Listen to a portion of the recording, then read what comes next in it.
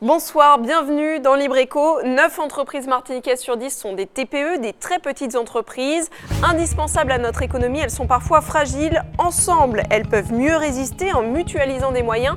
C'est le pari de la FTPE, la Fédération des TPE de Martinique. Notre invité ce soir, nous parlerons également innovation, car vous le verrez, une dizaine d'entreprises de chez nous devraient pouvoir intégrer la Station F, le plus grand campus de start-up au monde. C'est parti. Contact Entreprise vous présente Libre Éco.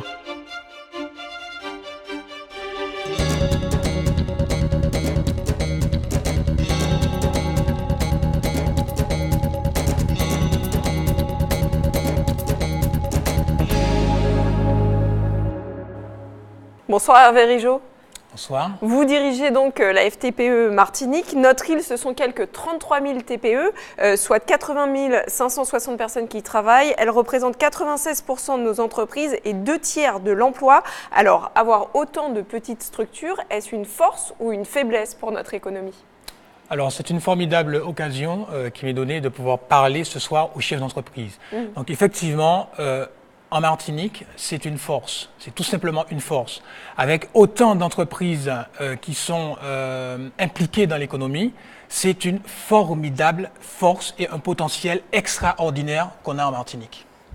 Les TPE sont portés par des entrepreneurs qui doivent souvent tout faire, le commercial, le technique et l'administratif. Pour les soulager, la FTPE leur propose de mutualiser certains de leurs moyens. Explication avec Karen Couturier, Daniel Rano et Christelle Varsovie. En Martinique, 96% des entreprises emploient moins de 10 salariés. On les appelle les TPE, les très petites entreprises, et leur impact sur l'économie locale est considérable.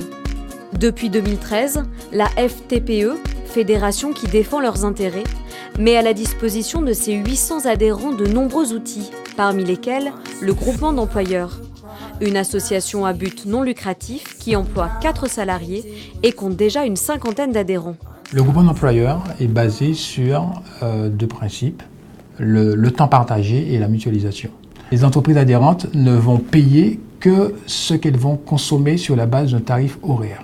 Exemple, une entreprise qui choisit la gestion administrative, la prestation gestion administrative, pour 2 heures par mois, elle ne va payer que 2 heures par mois. Un outil d'intérêt majeur qui permet aux adhérents du groupement de déléguer la gestion administrative et comptable de leur activité pour se concentrer sur leur cœur de métier. Et pour accompagner les chefs d'entreprise dans le développement de leur TPE, c'est aussi sur le terrain du recrutement que la FTPE intervient. Depuis quelques mois, grâce à un partenariat avec la mission locale du centre de la Martinique, elle facilite la mise en relation entre jeunes et chefs d'entreprise.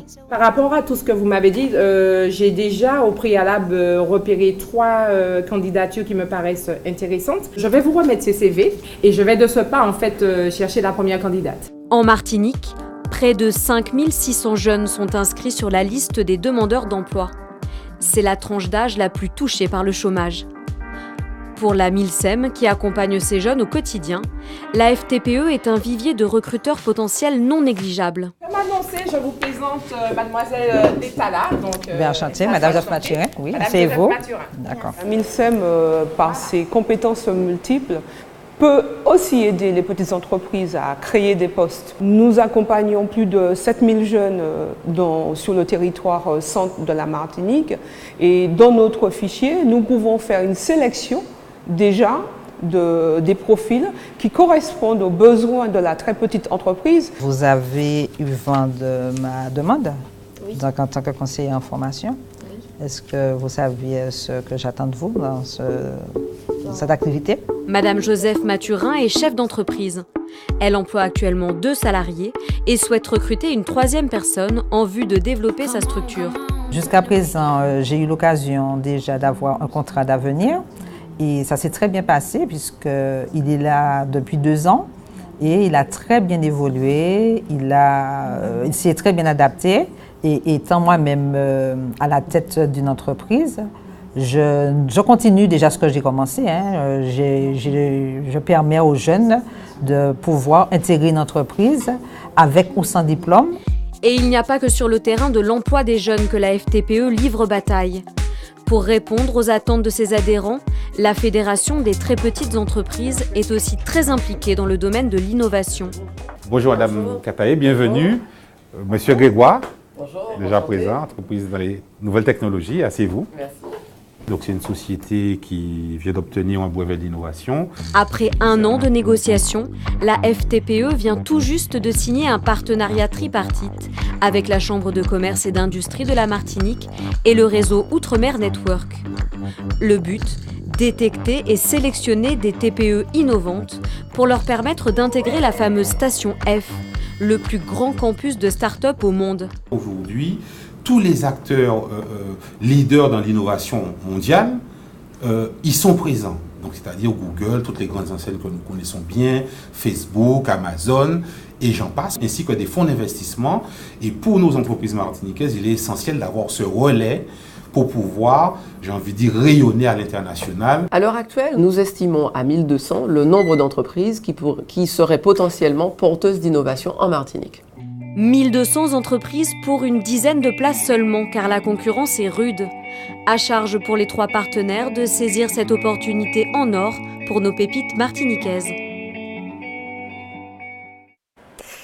La Station F est donc l'un des plus grands incubateurs de start-up au monde, c'est-à-dire que c'est une structure qui accompagne les jeunes entreprises du domaine du numérique. Elle a été lancée à Paris en grande pompe par Xavier Niel, le patron de Free Telecom. C'est en quelque sorte la Silicon Valley à la française. Tous les jeunes entrepreneurs du domaine du numérique rêvent d'y participer. Et vous nous annoncez ce soir qu'il pourrait y avoir des Martiniquais. Alors très clairement, oui. Alors c'est M. Daniel Yerso, qui est président de 12 Commerce Network, qui a permis effectivement d'intégrer ce grand accélérateur de projets. Alors il ne s'agit pas seulement que des entreprises du numérique. En fait, ce sont toutes les start-up qui sont axées sur l'innovation au sens large. Donc effectivement, il y a 10 places réservées à la Martinique, donc aux Martiniquais. Et c'est grâce à une convention entre Outre-mer Network, la CCIM et la Fédération des petites entreprises que l'on a obtenu ces 10 places dans ce grand incubateur. Alors une dizaine de places, c'est à la fois pas mal mais assez peu. Comment ça va se passer la sélection ? Alors effectivement, pour y intégrer cette grande station, effectivement, la sélection est rude parce qu'effectivement, cette station, elle va accueillir plus de 1000 startups. Donc, il y a une sélection qui sera basée sur la crédibilité et le potentiel du projet, du porteur de projet. Donc une fois sur place, ça leur permettra d'accéder beaucoup plus facilement à des financements notamment. Alors effectivement, donc il y a présent, il y aura 30 fonds d'investissement qui sont présents. Les entreprises qui vont y participer seront dans un écosystème d'affaires où ils vont trouver effectivement, grâce aux interactions avec les autres startups, matière à pouvoir évoluer. Alors très précisément, elles vont rentrer dans un programme qui va durer entre 3 et 6 mois pour leur permettre effectivement de faire éclore. Donc ce sera sur place à Paris. Ce sera sur place à Paris, oui, tout à fait. Et comment on s'assure que nos entrepreneurs reviennent à l'issue de ces 6 mois ? Alors bien sûr, il faudra les suivre parce que il faudra les suivre et il faudra effectivement mettre en place en Martinique un écosystème parallèle pour leur permettre de poursuivre leur activité en Martinique. Alors les créateurs de start-up, comme les autres dirigeants de TPE d'ailleurs, doivent souvent gérer l'administratif eux-mêmes alors qu'ils n'ont pas forcément la formation pour et que ça prend du temps. C'est pour ça que vous avez eu l'idée de créer le groupement d'employeurs qu'on a vu dans le reportage. Est-ce que ça fonctionne ? Alors très clairement, oui, ça fonctionne aujourd'hui. Donc nous sommes une 50aine d'adhérents, donc 4 salariés. Alors j'en profite pour rappeler que le groupement d'employeurs, c'est un formidable outil pour extrêmement adapté à notre économie. Un chef d'entreprise, une petite entreprise, elle n'a pas les moyens d'embaucher forcément à temps plein. Un comptable, une RH. Voilà, exactement.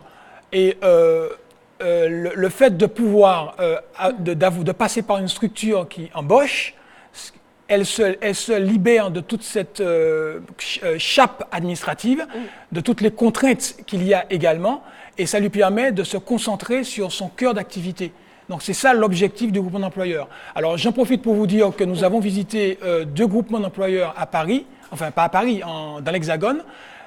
Ça fonctionne merveilleusement bien. Alors, combien ça coûte pour les entreprises qui nous regardent et qui souhaiteraient pouvoir en bénéficier? Alors aujourd'hui, nous avons plusieurs modes de facturation. Alors pour une entreprise qui choisit de la gestion administrative, il faut compter en moyenne une vingtaine d'euros hors taxe par heure. Et ça recouvre quel métier? Donc on a parlé comptabilité, ressources humaines. La gestion administrative, la gestion financière, la paye, et nous avons la toute dernière, la fonction communication et marketing, pour permettre aux chefs d'entreprise de pouvoir exister sur les réseaux sociaux.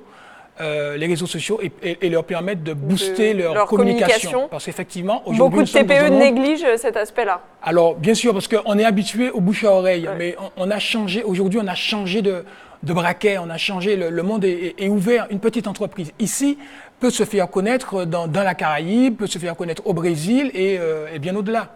On a vu dans le reportage que vous proposez également avec la MILSEM une aide pour le recrutement. Alors, est-ce une aide payante et est-ce que vous ne prenez pas la place des cabinets de recrutement qui sont de vrais professionnels du secteur? Non, alors, en fait, si vous voulez, nous sommes là pour accompagner un changement. Nous avons signé un partenariat avec l'État pour permettre aux chefs d'entreprise de parrainer des jeunes.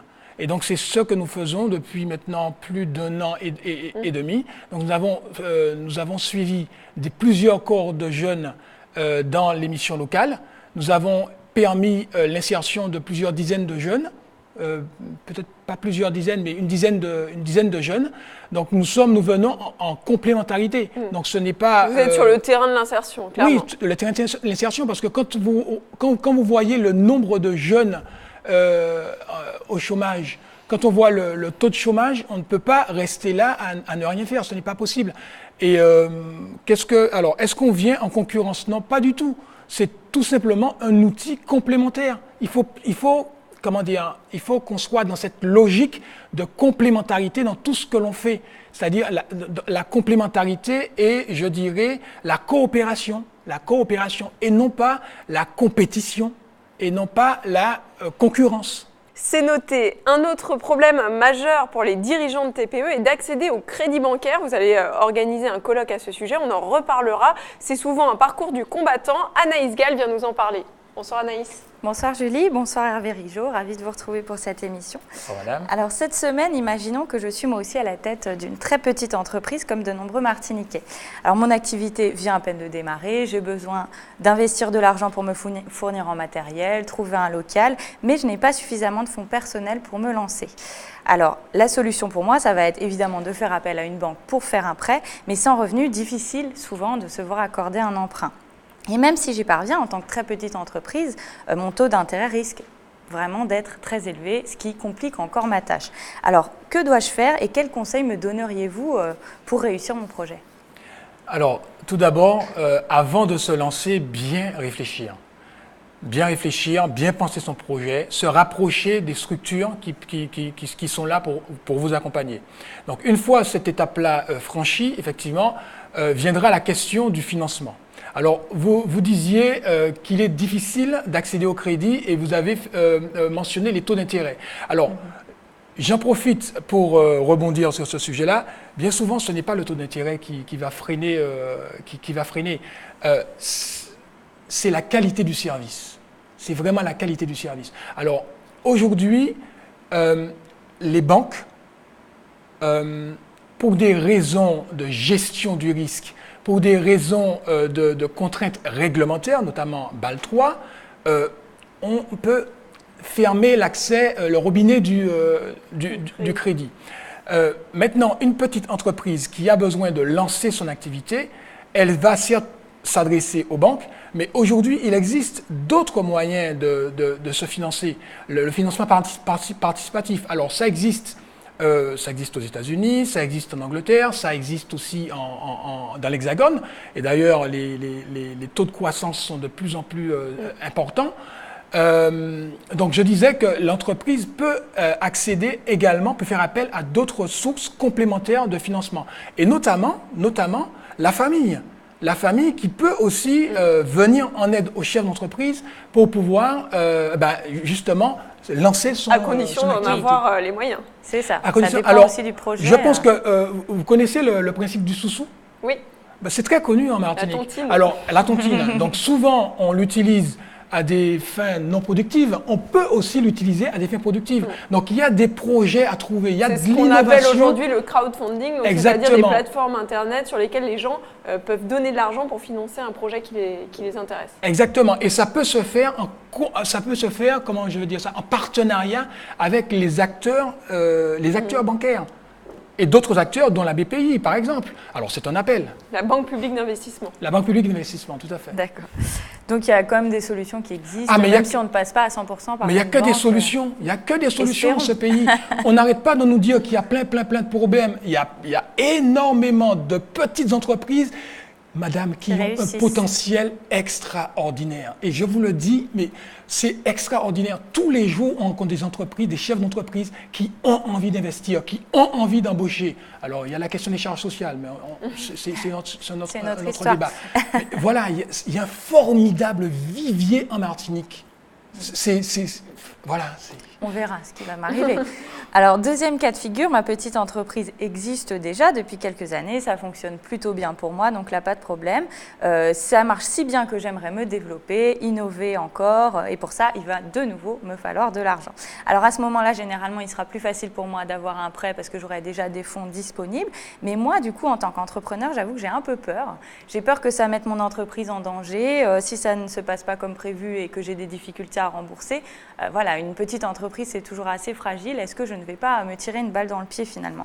Alors, comment faire, moi, pour me développer sereinement? Est-ce qu'à ce moment-là, il existe des solutions adaptées à mon cas? Vous avez des structures d'accompagnement, vous avez la FTPE, par exemple, pour les petites entreprises. Donc, on accompagne le chef d'entreprise pas à pas dans son développement. Alors, effectivement, souvent, les petites entreprises qui démarrent comme ça ont du mal à passer le cap des 3 ans. Oui, le cap fatidique des 3 ans, mais c'est parce que les fondations n'ont pas été bien faites. Si un bâtiment n'a pas de bonne fondation, au moindre séisme ou au moindre coup de vent, ça peut chavirer. Donc, en fait, il faut avoir de bonnes fondations. Alors, un exemple. Souvent, on parle du statut juridique. On choisit un statut juridique et ensuite, on essaye de faire rentrer les choses dedans. Non! On commence par bien penser son activité, savoir ce qu'on veut faire, quels sont les objectifs, se fixer des objectifs clairs, et en bout de process, en bout de chaîne, on va choisir le statut le plus adapté. Vous voyez? Donc il y a toute une réflexion à mener avant de se lancer. On peut être un bon ouvrier, mais pas forcément un bon chef d'entreprise. Donc il y a Mais sur la question du crédit, est-ce qu'il y a des entreprises qui auto-freinent leur développement parce qu'elles ont peur de contracter un crédit et qui du coup ne se développent pas? Alors ça doit certainement exister. Oui, alors il y a des entreprises qui quand elles ont les fonds propres, elles investissent sur fonds propres. Ce n'est pas une bonne solution parce que quand le marché se retourne, on peut très vite se retrouver en difficulté. Alors, est-ce qu'il y a des entreprises qui se privent de ce levier, le levier du crédit ou du financement? Ça doit exister, mais généralement, il y a une non-réponse en face. Il y a une non-réponse en face. C'est la faute des banques. Non, je dis... Je ne suis pas là pour stigmatiser un corps de métier ou un autre. Il y a des efforts à faire dans les deux sens. Du côté des petites entreprises, on a besoin de se structurer. Quand je vais voir le banquier, lui, il va regarder le potentiel de mon projet, il va regarder le ratio, on va dire, rendement-risque. Donc forcément, il va évaluer la crédibilité et la capacité du chef d'entreprise à pouvoir être debout derrière son projet. Donc, on ne peut pas stigmatiser les banques. Donc, il y a des choses à faire du côté des petites entreprises, mais il y a aussi des choses à faire du côté des banquiers. Et moi, justement, j'appelle les banquiers à réduire un petit peu leur portefeuille. Leur portefeuille En fait, le chargé de clientèle, il s'occupe il a des portefeuilles, comment dire, hypertrophiée. Donc ça veut dire qu'il n'a pas forcément le temps de s'occuper des petites entreprises. Or, la petite entreprise, elle a besoin de ça. Elle a besoin de conseils. Quand elle appelle son banquier, quand elle lui envoie des mails, il faut qu'il soit en capacité de répondre. Et enfin, ce serait bien que le banquier, comme ça se faisait auparavant, puisse aussi aller sur le terrain et voir ce que le chef d'entreprise il fait au quotidien. Voilà, un appel qui sera entendu rapidement, Anaïs. Oui, alors admettons justement que j'ai pas eu de chance avec ces fameux banquiers et qui n'ont pas voulu m'accorder un emprunt, jugeant mon projet trop bancal pour différentes raisons. Et mon idée donc risque malheureusement de tomber à l'eau, ce qui serait dommage. Alors aux États-Unis, on en parlait, il existe ce qu'on appelle les business angels. Alors je rappelle que donc il s'agit de personnes physiques, donc de particuliers, qui choisissent d'investir leur argent personnel dans un projet qu'ils jugent innovant, porté par généralement des petites entreprises. Alors ça permet à des petites structures de se lancer sans avoir recours à ce fameux emprunt. Est-ce qu'en Martinique, on en a un petit peu parlé, mais c'est le moment peut-être de développer, est-ce que ça se pratique, ce genre de choses? Ou alors est-ce que vous, à la FTPE, vous pouvez faciliter les démarches des petits entrepreneurs, comme avec la fameuse Station F, par exemple? Oui, alors, il existe des choses qui se font en Martinique. Alors peut-être que ça ne se sait pas suffisamment, mais il existe des choses. Alors maintenant, ce que j'ai envie de dire, c'est que tout un chacun en Martinique peut devenir un business angel. Effectivement, ça nécessite la création d'un outil pour le faire. Je disais, ça peut se faire en partenariat avec les banques, ça peut se faire en partenariat avec la BPI, la Banque publique d'investissement. Mais on peut devenir tous business angel puisque notre économie en a besoin. Donc ce sont des projets qui sont tout à fait réalisables avec peu de moyens. Avec peu de moyens, moins de 10 000 euros, on peut mettre en place ce projet-là. Donc, j'ai envie de dire... mais ça n'existe pas, pour l'instant, ça n'existe pas officiellement. C'est pas très développé. C'est pas très développé. C'est beaucoup plus développé dans l'Hexagone.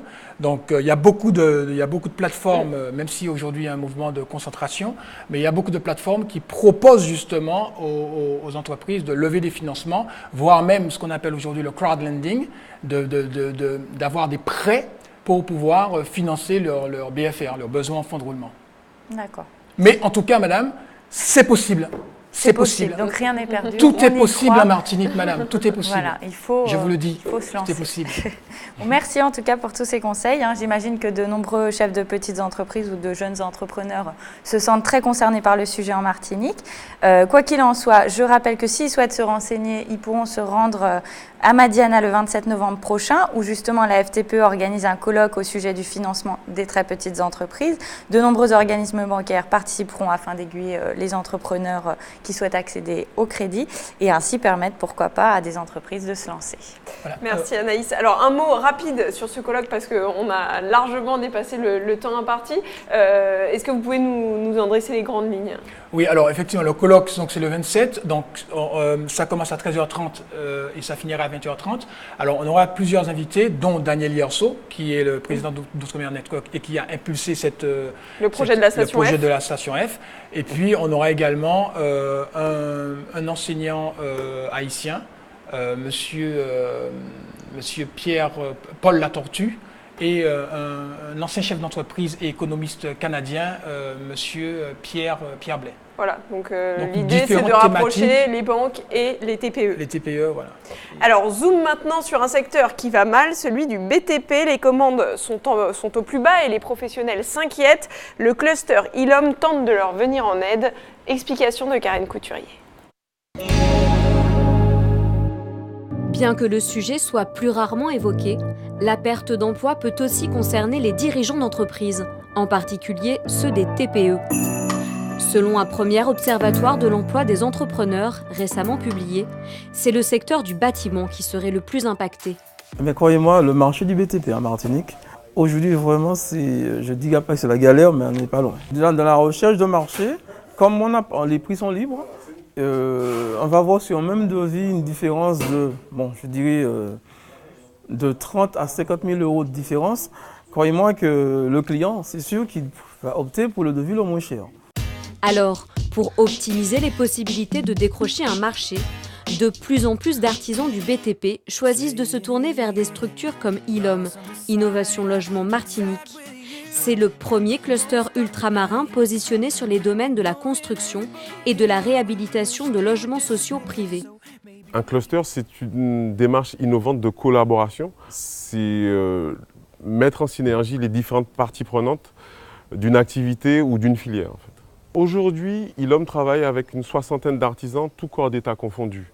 Ce sont des entreprises du BTP, des TPE pour la plupart, environ 90%, qui effectuent, dans le cadre des travaux d'ILOM, environ 450 chantiers par an. L'intérêt pour les entreprises de travaux, que sont les TPE avec lesquelles on travaille, c'est qu'il y a un volume d'affaires garanti chaque année et financé par la ligne budgétaire unique, la LBU. C'est une ligne budgétaire de l'État qui finance les travaux de rénovation ou de construction neuve. Mais pour espérer rejoindre le vivier d'artisans référencé par Innovation Logement Martinique, les entreprises doivent répondre à certains critères. Il faut répondre à ses obligations légales, il faut avoir sa garantie décennale, il faut être à jour de ses cotisations et il y a également une exigence de qualité, même si l'objectif d'ILOM, c'est également d'accompagner la montée en compétences de ces acteurs économiques que sont les TPE. Un axe essentiel sur lequel ILOM travaille main dans la main avec la FTPE grâce à un récent partenariat. Et si les conditions sont particulièrement difficiles, reste à saluer la détermination sans faille de ces artisans comme Marius, qui mènent un combat sans relâche. C'est un tableau noir, c'est dommage. Mais n'empêche qu'il faut vouloir, il faut aimer. Parce que par exemple, une structure comme ici, un chantier comme ici, voir comment l'état du chantier au départ et ce qu'on donne aujourd'hui, ça nous permet quand même d'aller au-delà de tout ce qu'on a eu comme déboires, comme souffrances, comme difficultés, parce qu'on est quand même fiers de ce qu'on a pu réaliser. Hervé Rigeaud, la FTPE vient donc de nouer un partenariat avec ILOM. En quoi consiste-t-il ?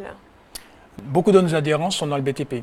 Effectivement, cette filière a besoin d'être aussi structurée. Alors moi, je trouve que c'est formidable, cette mutualisation. Alors, nous, tout ce qui va dans le sens de la mutualisation nous intéresse. Donc, c'est la raison pour laquelle... Ça veut dire que vos adhérents pourront s'inscrire dans ce processus ? Exactement, parce qu'on a beaucoup d'adhérents qui sont dans le BTP. Alors, ma dernière question concernera le BTP, un secteur en difficulté, on l'a vu. Quel serait votre conseil pour tous les entrepreneurs du secteur qui nous regardent et qui traversent cette période noire ? Comment une entreprise peut-elle survivre dans une période de creux comme celle que nous vivons ? Vous savez tout comme moi que l'économie est marquée par des cycles. Donc après, il faut laisser passer un cycle et puis essayer de prendre la crête de la prochaine vague. C'est ce que j'ai envie de vous dire. Donc pas de solution miracle. Merci d'avoir été avec nous. Rendez-vous donc au colloque Banque TPE à Madiana le 27 novembre à 13h30. C'est place tout de suite à notre agenda Contact Entreprise de la semaine. Contact Entreprise participera au Forum des métiers et carrières organisé par la Fondation UA-GBH le mercredi 22 novembre. LibreEco, c'est fini. La semaine prochaine, on se fera tailler la barbe par un barbeur. Le métier de barbier est remis au goût du jour et c'est un véritable phénomène de société. Soyez au rendez-vous lundi prochain à 20h. Excellente soirée sur ATV.